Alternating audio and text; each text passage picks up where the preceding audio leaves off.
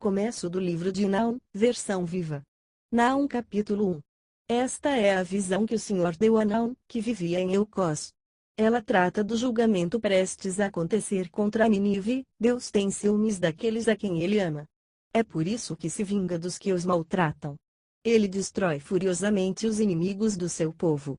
Deus demora a perder a paciência, mas quando se irrita, o seu poder é inacreditável e não perdoa facilmente o culpado.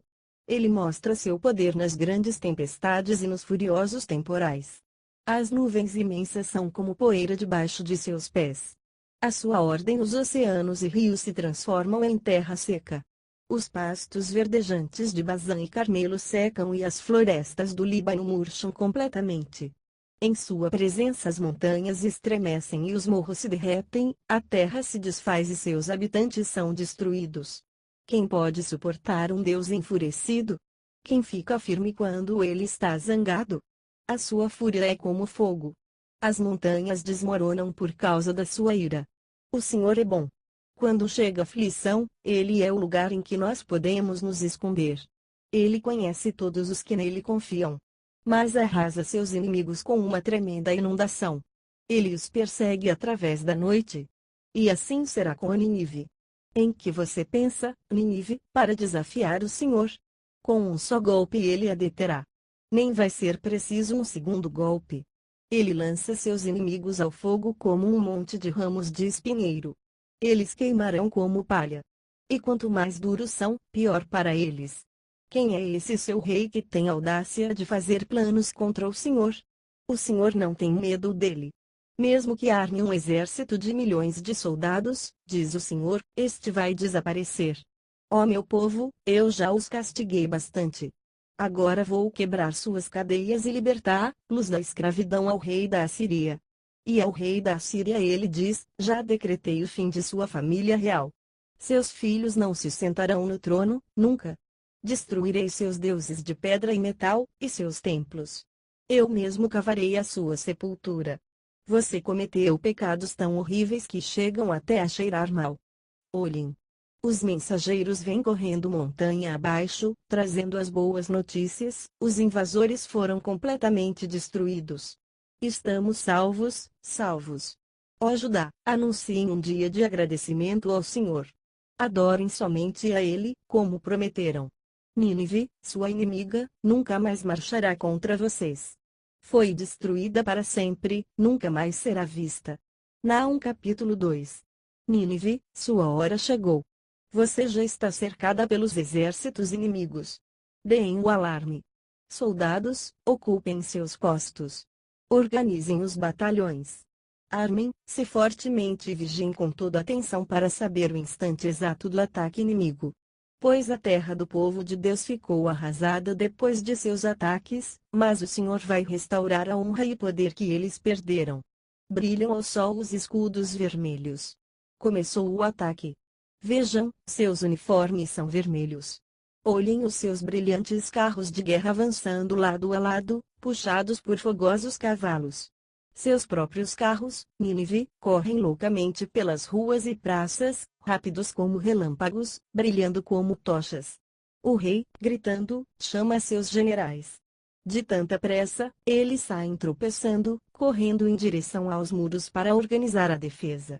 Já é tarde demais. As comportas do rio foram abertas. O inimigo entrou na cidade. O palácio entrou em pânico.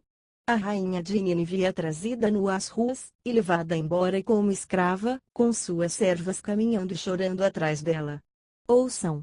Elas gemem como pombas e batem as mãos contra o peito.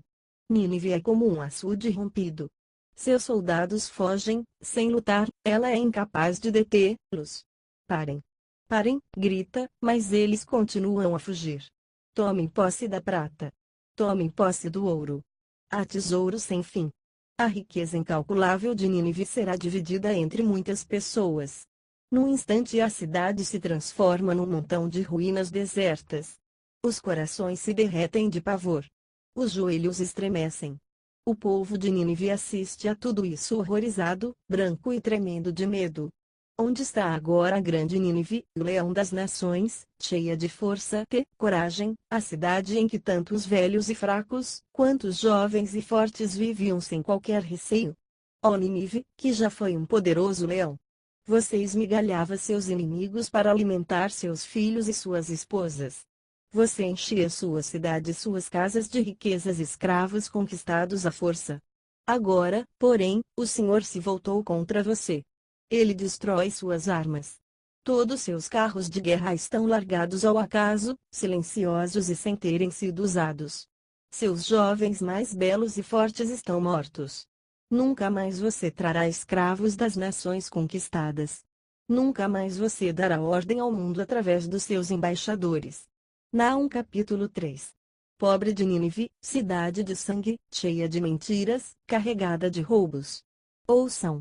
Escutem no estalar dos chicotes, o barulho dos carros de guerra avançando contra ela, o estrondo das rodas, o ruído ritmado dos cascos dos cavalos, o choque dos carros correndo loucamente pelas ruas da cidade. Vejam as espadas brilhantes e as lanças faiscantes nos braços erguidos dos soldados da cavalaria. Os mortos espalhados pelo chão, os corpos, montões de cadáveres, em toda parte. Os vivos tropeçam nos mortos, levantam, se caem novamente. Tudo isso acontece porque Nínive se vendeu aos inimigos de Deus. A bela e infiel cidade, dona de encantamentos mortais, seduzia as nações com a sua beleza e depois as ensinava a adorar seus falsos deuses, enfeitiçando pessoas em toda parte. Não é à toa que me levantei contra você, diz o Senhor dos Exércitos, agora toda a terra verá a sua nudez e a sua vergonha. Eu a cobrirei de sujeira e mostrarei ao mundo como você é desprezível. Todos os que virem a cidade, fugirão cheios de horror. Nínive foi completamente destruída. Mas ninguém ficará triste como o que aconteceu a você. Ninguém mesmo. Por acaso você é melhor que Tebas, situada junto ao Nilo, protegida de todos os lados pelos braços do rio? A Etiópia e toda a terra do Egito eram aliadas de Tebas, que podia depender delas para uma ajuda constante, bem como de Put da Líbia. Apesar de tudo isso, Tebas foi conquistada e seus habitantes foram levados como escravos. Seus filhos foram mortos, lançados violentamente contra as pedras das ruas. Os soldados assírios tiravam a sorte para ver quem ficava com as pessoas importantes como escravos. Todos os líderes de Tebas foram acorrentados. Nínive também vai tropeçar como um bêbado, e vai se esconder do inimigo, cheia de medo. Todas as suas fortalezas cairão. Serão devoradas como os primeiros figos maduros que caem na boca dos que sacodem as árvores.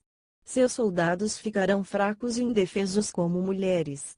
Os portões de sua terra serão inteiramente abertos aos seus inimigos e depois disso totalmente queimados.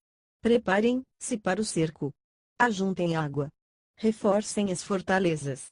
Façam bastante tijolos para consertar os muros. Cavem buracos, amassem o barro e coloquem massa nas formas.